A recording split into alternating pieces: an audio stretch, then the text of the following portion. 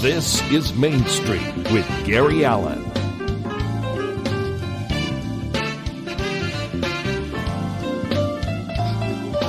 Now, here's Gary. And a good day to all of you out there. Glad to have you join us here on Main Street on this particularly special program. This program is dedicated to my dear friend, Mike McNaughton, who is no longer with us. I'm choking up already. He and I went to the University of Miami together. He and I have been friends for well over 50 years. And recently he left us. He was an employee for, 25, almost 30 years at WSVN. Through his friendship, I got to meet an awful lot of wonderful people at WSVN. And I have two of them with me today who have spent over 3 decades at WSVN.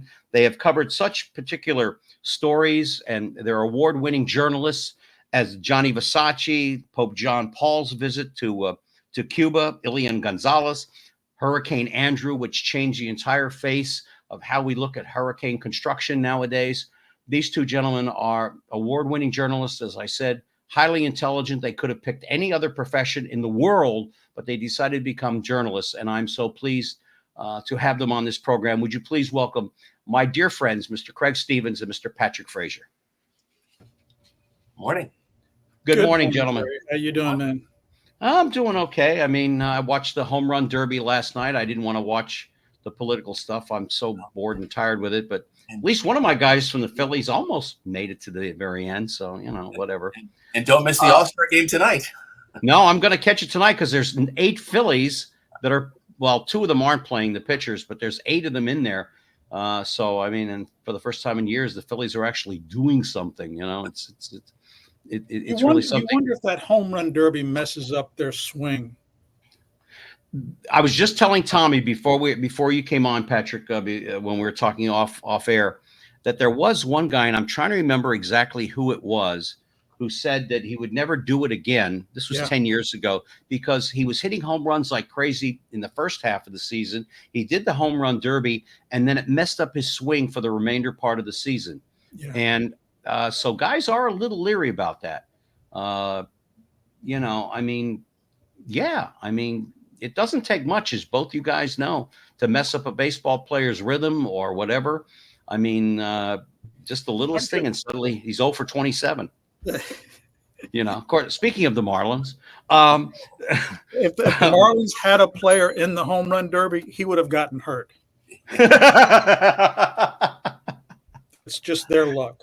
Oh God, I remember when they came along. Well, both of you were around when they came along. I was kind of surprised, but at any rate, you gentlemen have spent 3 decades, 38 years for Patrick Frazier and 32 years for you, Mr. Stevens. How in the name of God have you survived all this time without going crazy or raging alcoholics? Well, I think I'm 2 for 2. No, I'm kidding. Same. By the way, Craig Stevens. I love what I do. Yeah. If you didn't, my age who have retired, I'm like, I'm not retiring. No. What am I going to do? This is all I do. Since 1986. Yeah. I mean, but in college, but at the University of Florida, the Gator you are, did you study journalism, or did you study something else and then journalism pulls you over? I was going to go to law school. Yeah. And after the first year or two, they said, well, you need to get a degree in something simple. Go into journalism, anybody can make A's. So I went into journalism, and I made C's. And it took 5 years to get through school. And that's when I said, I'm not going to law school for 3 more years. I'm done. So somebody my brother. Yeah. My brother was a lawyer when he got finished playing for the Baltimore Colts. He was a lawyer. He worked in the Attorney General's office or district attorney, whatever it is, up in Maryland. And then he went to real estate law. And, but he was a lawyer. Craig, what was it for you? And Craig had an amazing, I mean, my God. First of all, he went to American University. Why he didn't go to GW, I do not know. But he went to American University. 1987, worked in the mailroom at NBC affiliate. By 1988, he was working on the Today Show, Meet the Press. and the NBC Nightly News with Tom Brokaw. And then he went to work at Fort Myers in 1990, 1992. He came to work at WSVN for 5 years. Then you went to work for the sister station in Boston. And then you came back in 1999, and you've been there ever since. You and Belkis Naray, or as I like to call her, the foodie. Yeah. Does she still have her foodie segment on the? She sure does the segment and a show that we do quarterly. Yeah, she does. She does. For me, it was different. I taught for several years, and I would tell my students at both Barry and U of M, it's not normal. So don't worry if you don't know when you walk into college what it is you want to do. I was one of those exceptions that I knew very early on that this was the path. So everything I did sort of dovetailed into the next thing, with the idea that it would lead me someplace. So I knew probably, I remember my folks, we were living in the suburbs of Chicago at the time.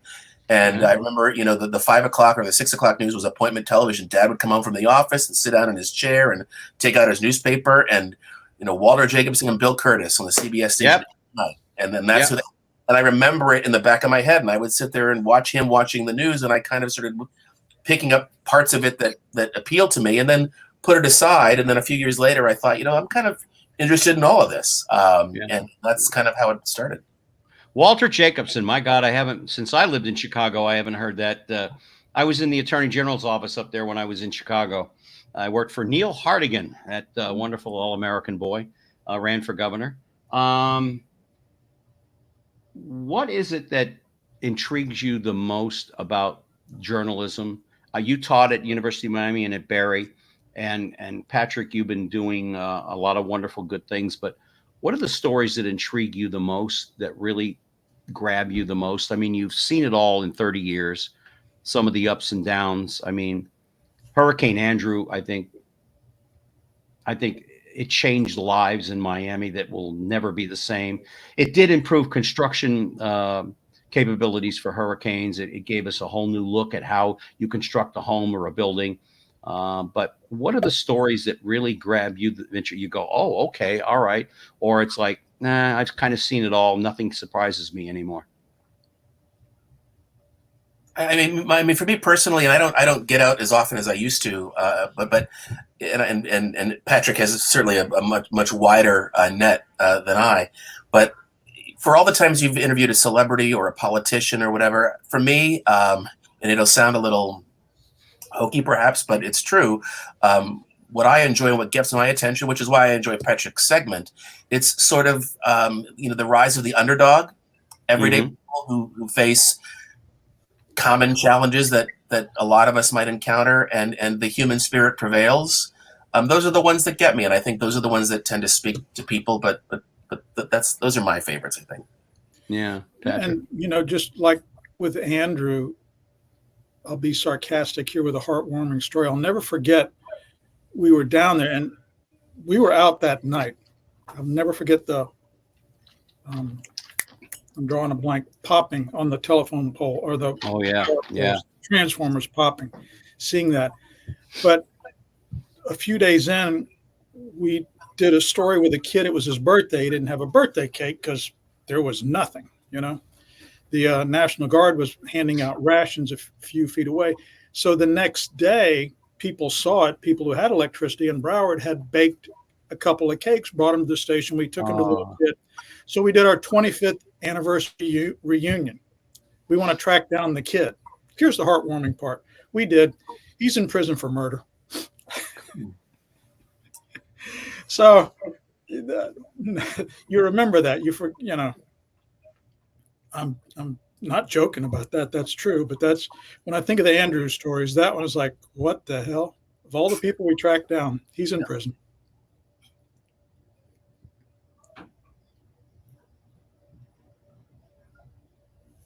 I lost you, Gary. Oh, yeah.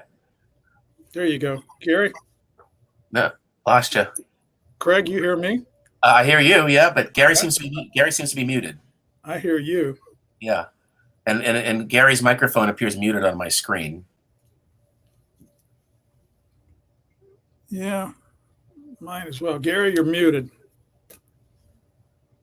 I guess he's calling in. I'm terrible at est questions. It's sort of, I'm like, I don't know. I always try to train myself, keep it short, stick to what the question was, don't meander, which I tend to do. Yeah, I'm the worst at meandering, because I'll start interjecting, well, the kid, and then the storm, and then this. Right. And then you get back to, wait, what was the question again? Really? What time do you guys go on tonight? Well, let's just hope that, whoever's on the mound just knocks them out, because, it could be, in a perfect world, 11:30, 11:45, but hopefully not as bad as soccer. God bless America. That was an unpleasant surprise Sunday night. I'm like, what do you mean they delayed the game 90 minutes? What? And that's embarrassing. My friends are texting me. All right. What's wrong with you guys? I'm like, you're having to ask that question now? Yeah, I had a friend in Palm Springs who was not a news consumer at all. What the heck was that? I'm like, what are you talking about? Can you guys hear me now? Yeah, we heard you. Yeah, I'm afraid it was my cat. I'm sorry. I apologize. My cat walked behind the interface. My apologies, ladies and gentlemen, but we'll keep moving forward as always. We were talking about you. We were just asking. We were answering questions that you would have asked anyway. Okay. Hey, that's fine. Hey, whatever gets it done. I don't know what happened. I didn't touch anything, and she hasn't moved, so I don't know what exactly happened at all. It's electronics. Yeah, exactly. What I remember about Andrew was that it was supposed to hit North Miami, what we call North Miami Beach, Golden Beach, Hallandale area. And I lived in Broward County at the time. I was taking care of my mom and dad when that happened. And I remember that by some luck, the wind blew it south into Homestead and down where my brother lived in Kendall. And what a mess. But from it came a silver lining. Construction improvements were made. People's lives were changed forever. I know people that moved out of Miami would never move back again. So that was a change in everybody's life down there. Because I would assume the last time I was down there, you go down to Kendall, you can still see treetops at the level they were when Andrew hit. And they're still at that same level, where the tops were cut off. And they haven't grown any since then, the palm trees. So, it takes incidents like that change people's lives forever. And you gentlemen have certainly seen it. And Patrick, I know there's one story in particular with the Help Me Howard segment that you do every week, or was with the woman who needed a liver transplant. It was going to cost her $35,000 or $350,000. Yeah. And you got the transplant for $0. Margaret Daigle was one of the more unique people you'll ever meet. Craig and I were talking when you were in mute. Yeah. Keep the answers short. So I'll try to tell this story short because Craig's right. She would call every week and I would say, Margaret, you live in Broward. There is no, in Dade, you have an indigent sales tax that we all pay, 0.5-cent sales tax, which helps people who can't afford insurance at Jackson. Yeah. Margaret, there's nothing we can do. Finally, Howard and I were talking. We said, let's just do this and see what happens. There was a Broward County commissioner who saw the story. I forget her name.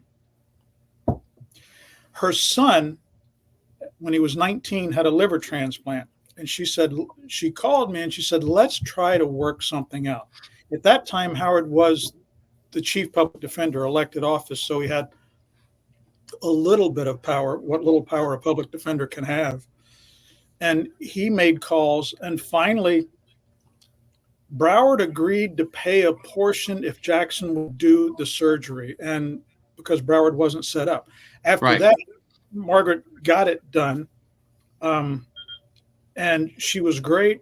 She asked what she could do for us. I said, there's nothing you can do for us, whatever, blah, blah, blah. She knew that my mother used to always bake a coconut cake for me with pecans on it for my birthday. My mother passed away when I was in college, so every December she'd bring me a cake. My birthday was in September, but you're not going to look a gift horse in the mouth. No. And she did it for 10 years, and 1 year she didn't show up in December. And I called her, and she was in Louisiana, and she said, I've given up. I can't fight it anymore. For her, those 30 pills a day she was taking for her body not to reject the liver, she said it just wore out. She said, I'm tired of it. I've gone home to Louisiana to die. And she died a month later. But she lived 10 years. She lived 10 years. Just a sweet, sweet lady. One of those people, she didn't drink, wasn't this, wasn't that. Her liver just went to hell. Anyway, Broward County now has an indigent program to take care of people like her. Yeah. they did that after that story aired. Thank goodness. You both have been around for a long time in the business, and Craig, you have both seen young journalists come and go. Miami used to be a place, I know, in radio anyway, where you could come down, pad your resume, move on to a larger market. What are the young journalists today? What are the skill sets that they need to be journalists today? Because from when I went to college to what's going on now are two different worlds. The technology has changed a great deal. I mean, Patrick, Craig, you know this too. There weren't sideline reporters doing sports back in the 70s and 80s. I mean, we had Henry Barrow here for WIOD. He was the only one that I knew of. But what are the skill sets that someone has aspirations to be a journalist, what do they need to be? What do they need to be? What kind of a person do they need to be? And what type of intellect do they need to have? I think to begin with, you have to have an inherent curiosity. I mean, if you want to do what we do, if you're not always asking why or how come, or if you're not a little bit nosy, then this is probably not the line of work for you. But I think the biggest change that I saw it on the front lines at the university as well. The edict now is to train people to be multifaceted. In that, what's old is new again. When I was coming up in the late '80s. Sometimes, not often, you had to shoot and edit your own material and then write it and so on and so forth. Now that's a requirement virtually everywhere. I mean, if you're in San Francisco, if you're in Boston, in some places, in larger markets, young people are shooting their material, they're writing their material, they're editing their material, they're doing their own live shots. The luxury of having a full crew doing that is rapidly, for a number of reasons, going away. So you have to not just be willing, but be able and do it efficiently and do it well.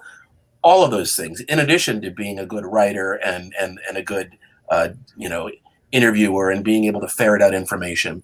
That's the biggest change, I think. And I think when I would see sometimes when young people would come through the process and realize all that went into it, it wasn't for everyone. But the ones who do make it through, I think, are prepared to go out and do all those things because they have to now.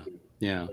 But do the young kids today realize that, in all honesty, because you go to the University of Miami or Berry or Florida or FSU or wherever the case may be, you're not going to end up your first job in Miami necessarily. Maybe you'll intern, but you may have to go to Wichita, Kansas, or Wilkes-Barre, PA, where I was born. Do they understand that? I used to be hard and fast, and that was the line I always used. But increasingly, there were exceptions, and kids would throw it in my face. Hey, Craig, what about so-and-so who graduated and they went to, I'm trying to think of a real-life example. They wound up in D.C., and local station X is using them as a reporter. Now, granted, it's a low-level weekend mornings, but they're on television. So I thought, okay, well, you got me. That's increasingly happening. I don't recommend that path for people when I work with them. But because the industry is going through so many seismic changes, the tried and true path of get your degree, go to a smaller market and a medium market and a larger market and gain the experience. And that's, I think, still the traditional path, but by no means the only path anymore, for better. And it's best to do what Craig is saying, because your first time you're going to make mistakes. Well, if you make a mistake in Toledo, Ohio, the news director's got 5 other reporters who have made mistakes. He's just going to grin and bear it. You go to, Craig's talking about, you go to DC, you make a mistake, you're gone the next day. That's it. You can't make a mistake like that person made. So it's best to start low and work your way up. So, and Craig, I started in Gainesville, then went to South Carolina, then came here. Craig went from Fort Myers to here. So he started relatively high and then came here. Yeah. But most people, it's good for them to start at a low market and work their way up. It was a steep lift. And I actually told this story at an event at UM this past Saturday. And when I was in Fort Myers, it was out of 210 markets, it was market 109. So it was a pretty small market, and a big leap to go from there to come to a major market like Miami. And I'd been there almost 3 years, but I probably could have used a little more time there. But I told this story Saturday. I had, and I was pretty new, and there was the sheriff at the time in Lee County, John McDougal. And their DNA evidence was relatively new. There was somebody wanted in connection with a serial crime, and the DNA wasn't there. And the sheriff had to kind of eat his words because they kind of railroaded this guy. So we want to find the sheriff because it's all coming up at the wrong time. And I know he's from Boston. I'm from Boston. He's a religious guy. He's like, I bet I can find him at a church. And I stake out every church in the immediate area in Lee County, and I find him. And I get him, and I get this interview, and I'm so excited. I rush back to the station. We put it together, and I'm a terrible editor, so it takes me all day to put together a little story, get it on the air, and I'm strutting my stuff like I'm the biggest guy in town now. Where's my promotion? I'm anchoring the 6 o'clock news. Boss calls in. Great job. How'd you find him? And I go through the process, and she said, terrific. That's what good reporters do. You church, you found him. One thing. What's the sheriff's name? I said, well, John McDougal. Right. You called him McBride throughout the story. So the newspaper, the other stations, they didn't listen to the exclusive interview and him acknowledging the mistake. All they heard was me calling him McBride, and the laughter drowned out whatever I said. Now, had I made that mistake in a place like this, not sure how long I would have lasted, but there was a teaching moment. Mm-hmm. She worked with me, and how did this happen, and never let it happen again, and so on. So right on to Patrick's point. That's why you go to these smaller places to make those mistakes, hopefully with fewer eyeballs. Yeah, I mean, when I was at the University of Miami, I interned at WINZ and then WIOD. And I got to WIOD because, and Patrick, you'll remember my uncle, Tubby Boots, who was an entertainer in Miami Beach, comedian. He knew Larry. And he went to Larry and he said, hey, I got this nephew. He's interning at WINZ, but he wants to intern at WIOD, and he wants to intern for you. I'll have the kid come over and we'll talk about it. So I went in, I interviewed with him, stuff like that. Hey, loan me $50, kid. Anyway, so I ended up interning for Larry, and I learned how to interview people. I learned how to have some fun with him, and I would see him all the time in LA. And he never let me forget the stuff I would give him that he would ask questions, because Larry went in, as you guys know, unprepared. Even on CNN, he didn't do any research. And I think you need to do research. That's the one thing I wonder, do the young journalists today realize they need to know the background of so-and-so? I wonder how many understand. Like, for instance, in South Florida, you talked about the gentleman in Chicago. There's a name in South Florida that is synonymous with broadcasting, Ralph Rennick. That man did more for the business than anybody I can think of. The 6 o'clock news, my TV station, according to my dad, when he wasn't out flying for Eastern, was on Ralph Rennick every night. Ralph Rennick. And do people understand the history of this business, of where it's come from and where it's going? I don't think people care. Yeah. It's so fragmented now, with social media and all that. Where will this business be in 10 years? Who knows? It's going to be around. I know I tell the story, 1980, 81, I was at the University of Florida, student reporter. Somebody in South America got kidnapped. They rescued them. They were flying them back to Gainesville. So there were 3 network crews there. And I'll never forget a guy, Bill, I forget Bill's last name, told us, you guys need to get out of the business. This is 1980, 81. The business is going to hell. Get out of the business. It's not going to be around in 5 years. Your parents are wasting their money sending you to college to go into television. Don't do it. So that's why I never say the business won't be around. The business will always be around. What will it be around as? I don't know. The young people will figure that out. Yeah. The technology seems to be heading towards removing the human consciousness and putting a machine up there, or a cartoon figure of a human being, using Craig's voice or your voice as a substitute. And okay, they're gone now. Maybe, but I say I disagree with that too. I disagree too, and I use Patrick as an example because Okay. AI can generate material and content and so on, but you know the context and the unique approach of storytelling that's unique to an individual, you can't replicate that. So, for example, Patrick is a storyteller. I mean, he's not just a reporter, but his way with words, AI can't really replicate that. It can spit out the facts. Yeah. As any competent writer can spit out the facts, but to tell a compelling story, I think you need human touch for that. That's why I think there'll always be a need for people who are able to do that, to make the content worthwhile. Okay. That's my belief anyway. Yep. Well, Patrick. No, I agree with Craig. I would be repeating what he said, but I don't think you can duplicate it. I don't think that's going to happen. I think there will be fewer stations doing news down the road. Yeah. But Yeah. WSVN, I believe, will always be here because we're locally owned. The others are network O&Os, and those are just budget numbers to the people in New York. So we'll see. We're talking to Craig Stevens. Yeah, we're talking to Craig Stevens and Patrick Frazier from WSVN, two award-winning journalists who've been at WSVN for well over 30 years. Mr. Stevens is celebrating 32 years at the anchor desk, 5, 6, 10, and 11 weeknights. My God, how you don't get tired, I don't know. God bless you. And then Mr. Patrick Frazier, who is also an award-winning journalist.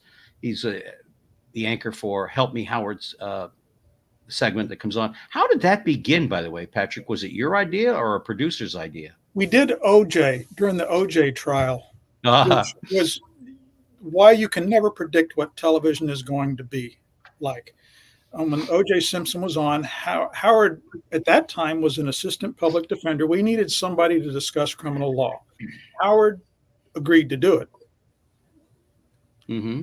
Howard and I would cover parts of the trial. Then it got to the point we would start at noon because it was LA time, and we go all the way to 4 o'clock. There were days that nothing happened. Judge Ito would have a sidebar and they would just go in, no trial at all. It doubled the ratings of all the other stations combined. People were infatuated with O.J. Simpson, and we rode that wave for as long as that trial took.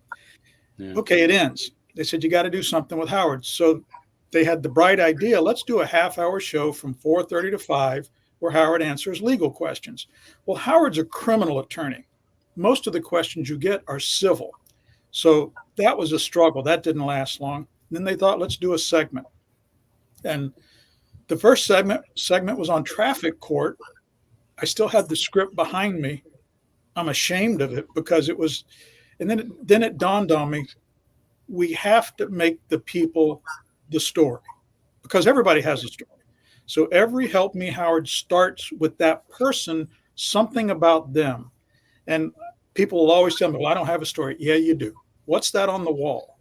Oh, that's my uncle who was in the blah, blah, blah. Everybody has a story. That's how we started. And we tie that to their problem.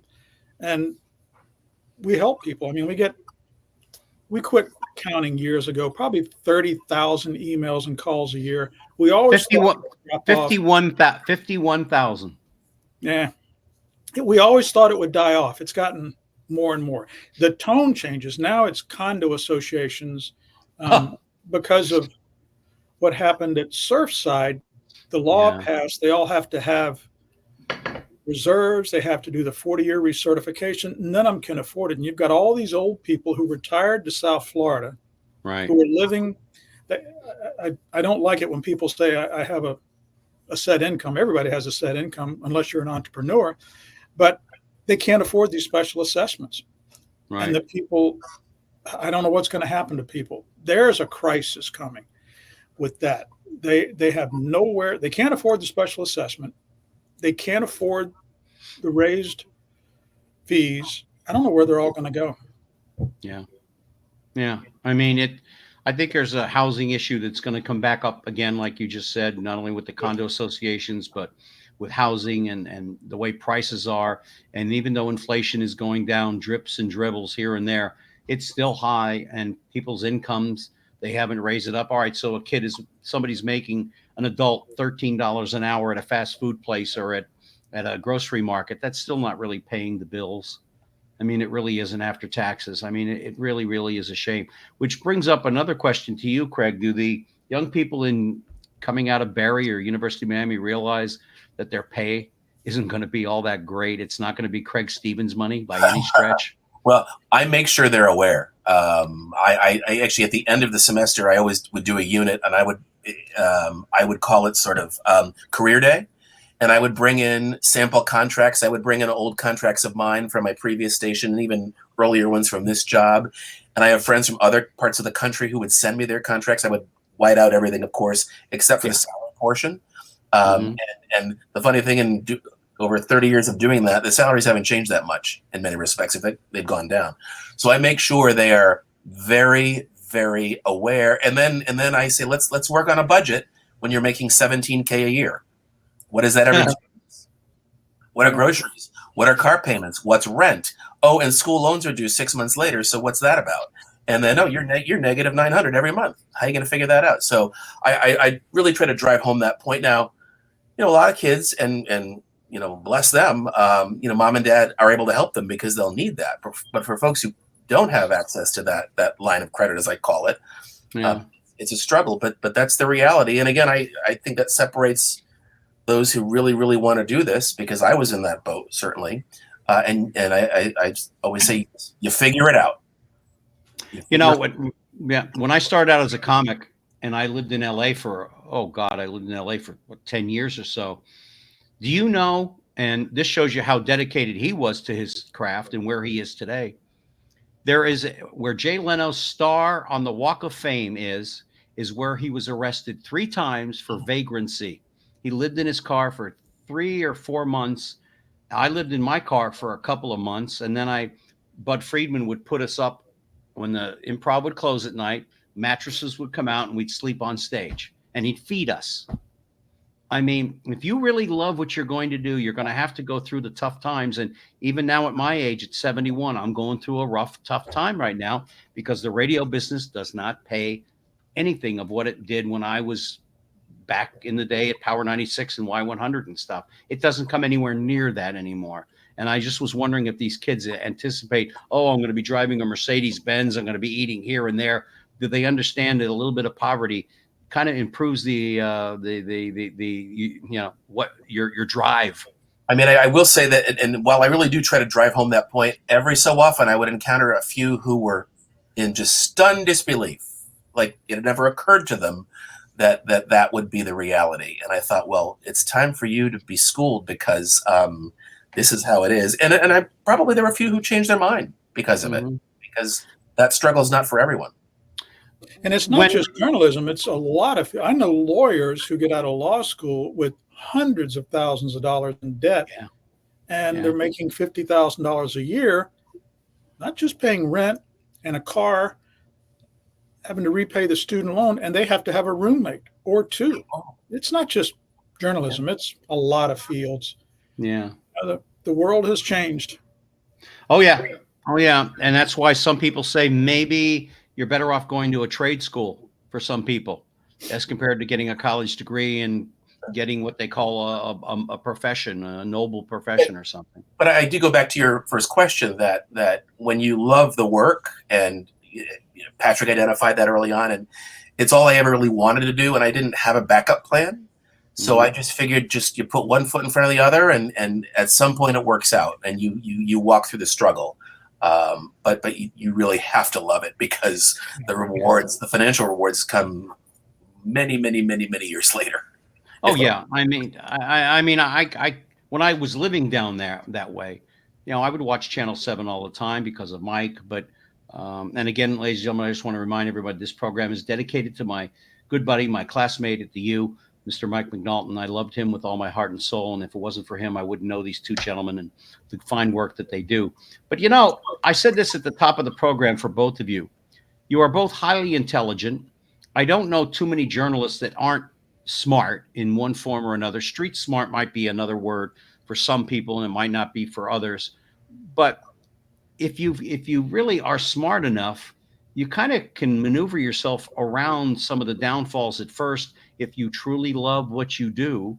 And But was there ever a thought in your mind, either one of you, Craig, you said, no, this is because of your dad, Walter Jacobson, etc. But was there ever a thought at the beginning for either one of you, what am I doing? I could go over here and make more money. What am I doing? Oh, Did you ever think about that? Nope. I love it. I love what I do. And, I was lucky. I landed a job out of college, was hired from there to South Carolina, here. One time, and the other thing you have to do when you're in this, not only love it, but you've got to be true to yourself. When I started here in 1986, we had a lot of photographers who were into the beauty shots. Well, when I got here, I had never had a wireless microphone. So I didn't have a cable. I could walk and talk. They hated it. I was doing it all the time. One day, the news director, David Choate, a wonderful man, wonderful guy, came out of his office in the middle of the newsroom. I'd been here about 4 or 5 months. Mm-hmm. And he said, Patrick, Will Harbison was a chief photographer, just came into my office and said, 2 photographers say they're not going to work with you anymore. They want you fired for walking and talking instead of standing there holding the stick mic like we did. Yeah. He said, I just want you to know that I'm tearing up your contract.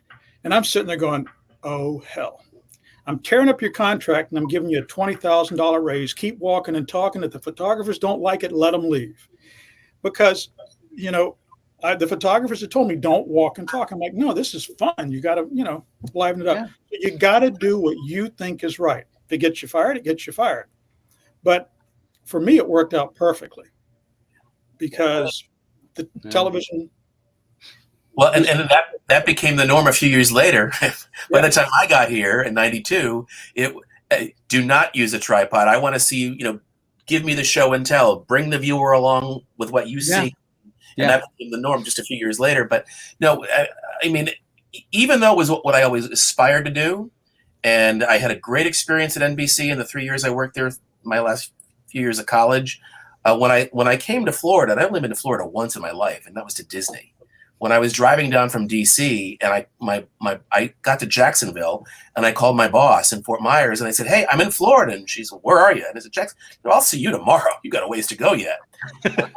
Getting across I-4 and heading down 75, and back then, there was no 75 back then. Remember, it was there was not a lot to see, and I thought, where? And I'm coming from DC. I'm like, what have I done to myself? Where am I? And my first few weeks in my pay, I mean, I was earning a salary at NBC as a glorified gopher, but I was in the union. My pay was cut in half.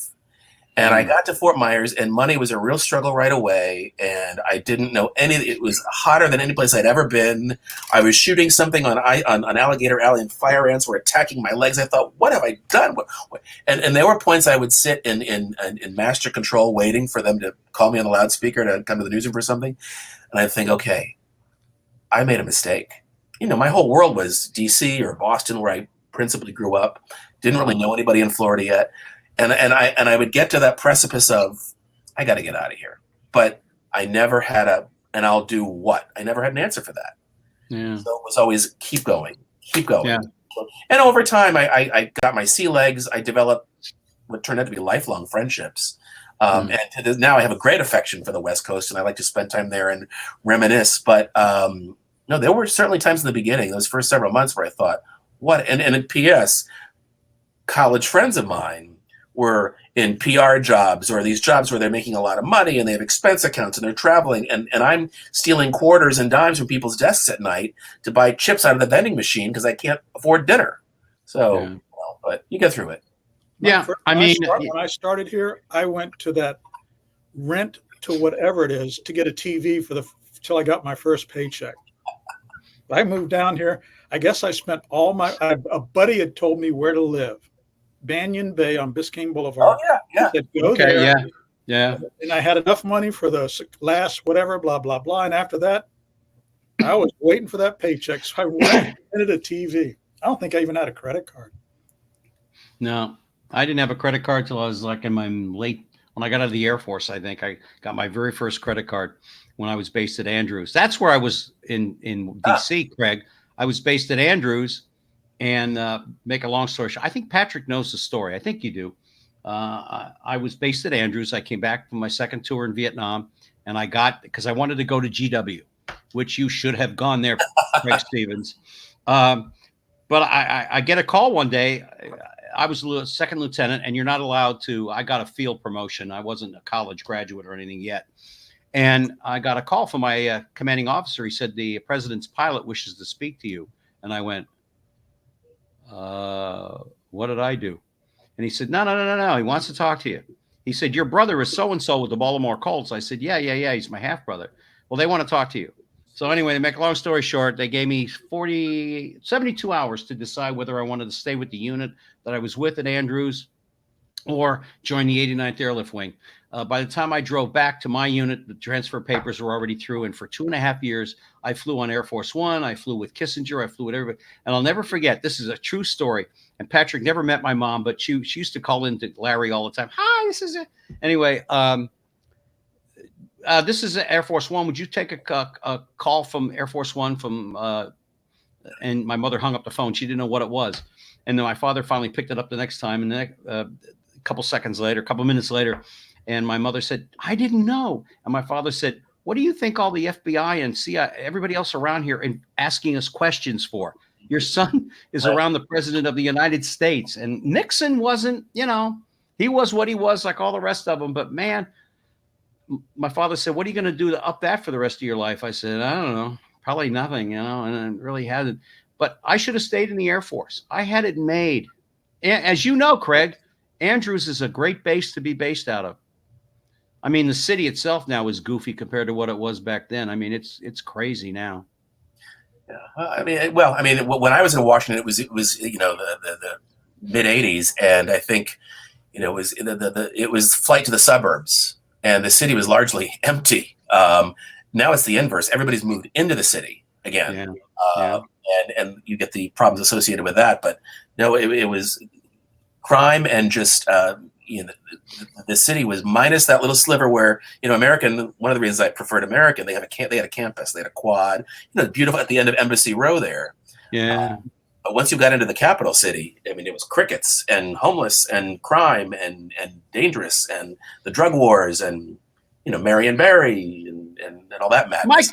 My kind of people. My kind of people. You talk about presidents, and I'll never forget George Bush Sr. And at this time, we both knew Strom Thurmond, and I interviewed him for a story, one of those, puff pieces or convention time, whatever, years ago. And we were talking, we're done, and I said something about Strom Thurmond, and he said, how well do you know Strom? I said, well, I know Strom, I know Holly, his daughter, blah, blah, blah. I said, and I know how he likes to lick women. And President Bush stops, puts his hands over the microphone and said, it drives Barbara crazy. I said, he will kiss a woman and then lick the side of her face. And he goes, I'm telling you, Barbara can't stand it. It was so funny. When you do that, you realize, this guy was the head of the CIA, the president of the United States guy. And he gets home and his wife tells him, you can't let that guy do that to me anymore. We have some of the craziest people that have places of high positions in the government and in business and everything in general. I want to know one thing. Did you get a chance, Craig, to work with Russert at all? I did. Actually, and I owe a lot of my career path to Tim. I started in the newsroom in election night 1988. I transferred from the mailroom to the newsroom. And maybe not so much now, but back then, with every new administration, they would shake up the Washington bureau, kind of to mirror what was happening in Washington. So they brought Tim in from New York in January of '89. So he was my boss, and his predecessor was this grizzled 1950s, 60s hardcore ex-military bureau chief newsman. Speak when spoken to, everyone was afraid of him, and his assistant.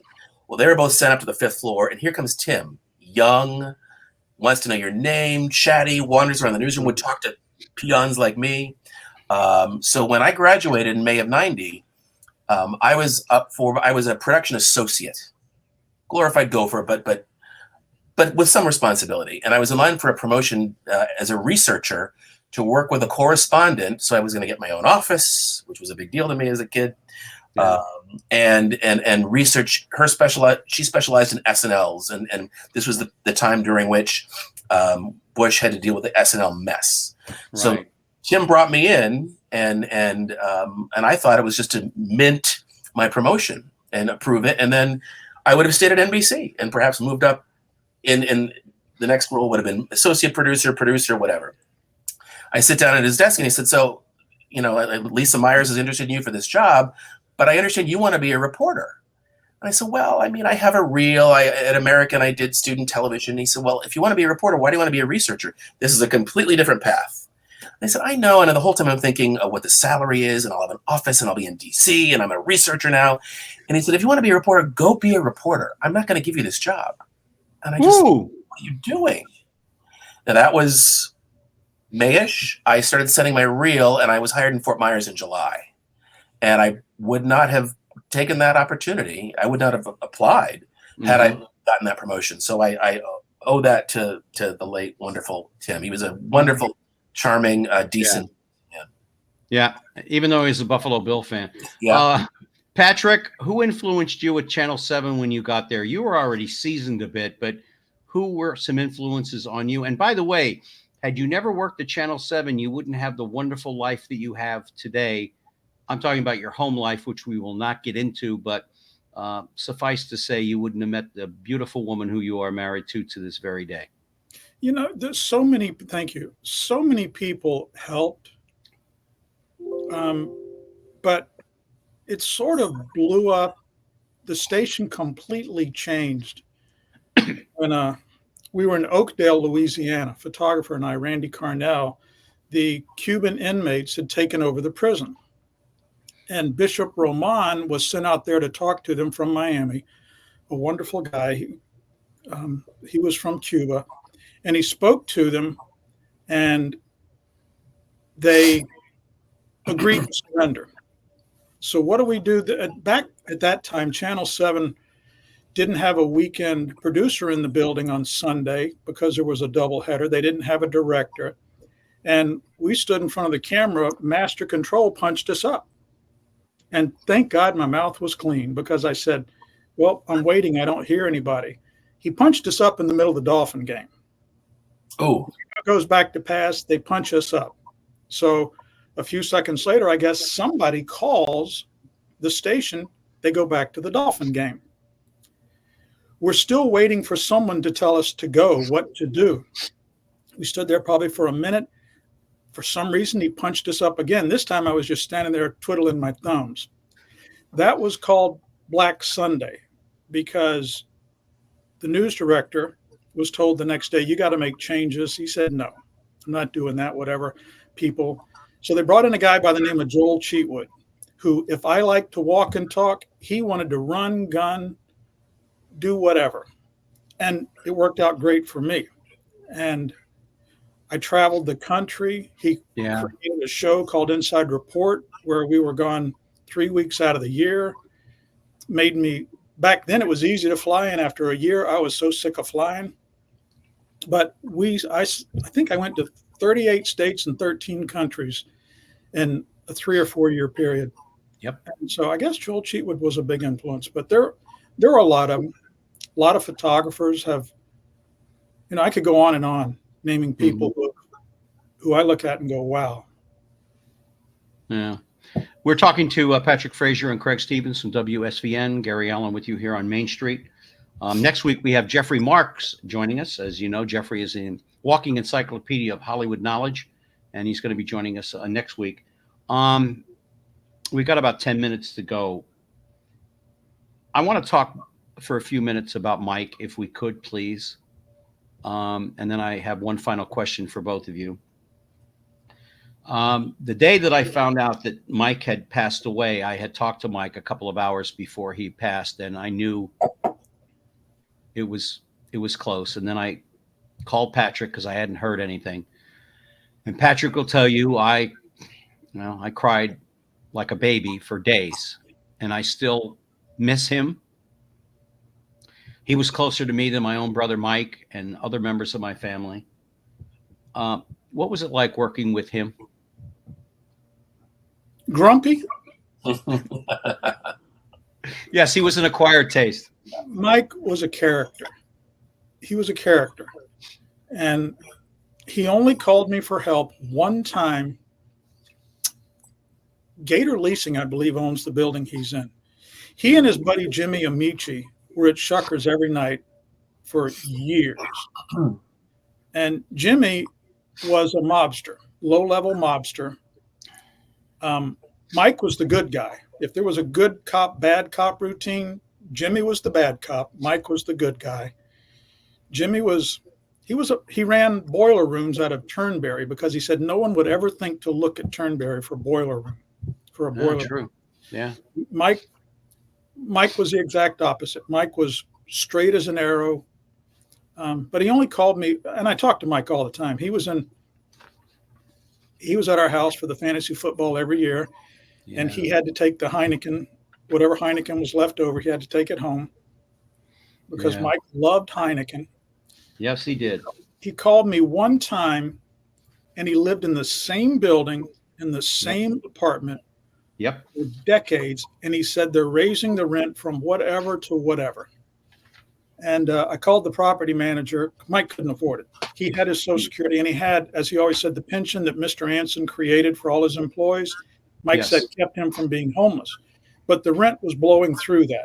So he called me, and I thought, Mike, let me call. So I called the apartment manager, and she said, hey, I'm following orders. Turns out, I think it's Gator Leasing that owns that building, and they own thousands and thousands of apartments. So I called their corporate headquarters in North Miami Beach. Right. I get the guy. The father founded the company. I think it was one son or two sons ran it. I got him on the phone. We started talking because he watched Help Me Howard. And I said, Mike McNaughton. He said, not Mike McNaughton. I said, yeah. He said, how's he doing? I said, he's doing fine. I said, Jimmy Amici died. He goes, he was a salty fella. I said, yeah. He goes, Mike's a good guy. So what's going on? So I told him. He said, that was the first apartment my father told me to manage, and Mike was there. I said, here's the problem. Jacking up the rent, Mike can't afford it. And he goes, okay.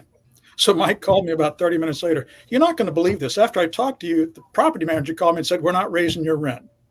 Oh. And that was the end of it. They never raised his rent for years.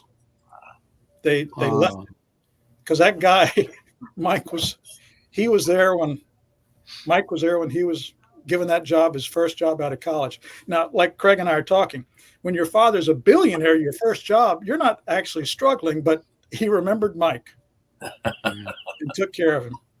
Mike was an acquired taste. I first met Mike, and we were in the student lounge area somewhere, and all of us who were in class together, we were all Vietnam veterans. We got to college a little bit later than the average 18, 19-year-old. And I remember Mike and I were talking, and the one guy across from me, I forget his name, he was in the Navy, another guy was in the Marine Corps, and they said, so where were you at? I said, I was in Pleiku. And Mike said, I've been to Pleiku. And Mike was in the Army. And I looked at him and I said, this skinny little SOB was in the Army? I said, come on, man. He's got Coca-Cola bottle glasses like you can burn on something on a sidewalk. Well, that little sucker turned out to be him and Shelley, his wife, they're no longer either one of us with us. They turned out to be the best friends a man could ever have. And when I first got my first real talk show in Miami, who was there to congratulate me and take me out to dinner was Mike. Mike ever tell you the story of how he was 6 inches away from being killed in Vietnam? Yeah. They were in a tent. He, Amici, some other guys, and they're sitting in there smoking pot. Mike said, now, we don't know what it is in it because it's Vietnam.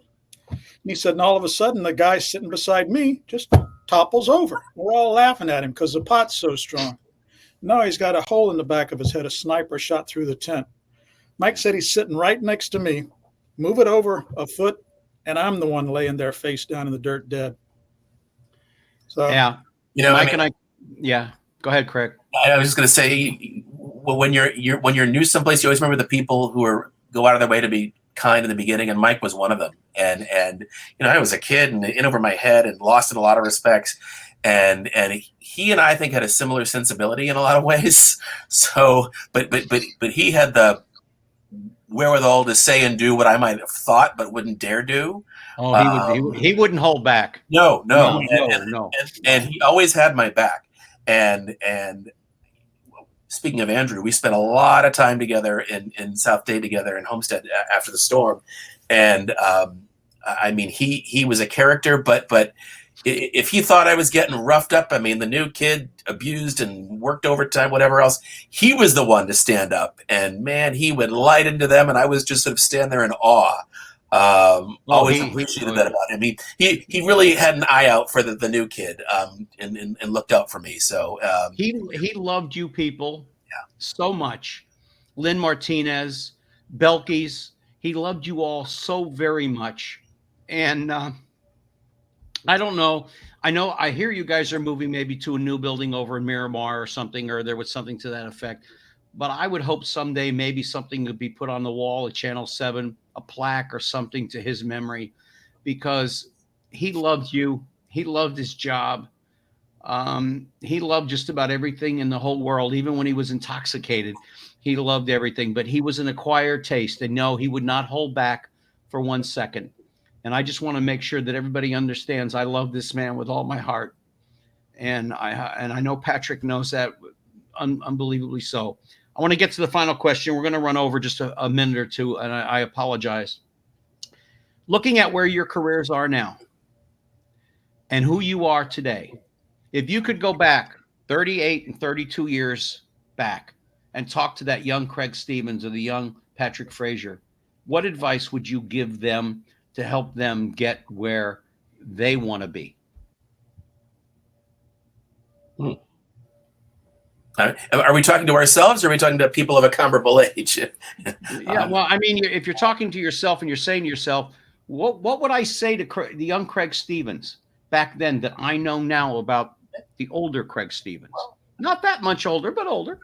Well, I mean, I probably would have said, because when I walked in the doors, I think it was 24, and fully mindful that they were taking a big chance on someone with. I mean, I had a good background, but experience, I was pretty lean, even though I'd been in Fort Myers for a few years. I would have probably told him, you made the right decision and stick to it. It's going to be okay. It's going to take a little while, but it's going to be okay, because the first few years I was never sure that it was going to be okay. Yeah, I got it. Patrick? Well, when I first started, I was the youngest reporter by far, and the reporters, I was in my 20s, late 20s. They were great reporters, and they had their own stories. So I didn't have my own stories. And I used to complain at the desk all the time, because I'd get this, hey, the United Way is opening or whatever. I had to go do that. And I would complain. If I could look back, I'd tell myself to shut the hell up. Just shut up. Shut up and do your job. Yeah. Because every time you're out there, every time you put your foot out there, every time I do a show, you're putting yourself out there, and you never know what may or may not come from it. So, but I want to thank both of you from the bottom of my heart to be with me today. It means a lot to me. Your friendships mean a great deal to me. Tell Belkys to send some stuff up this way.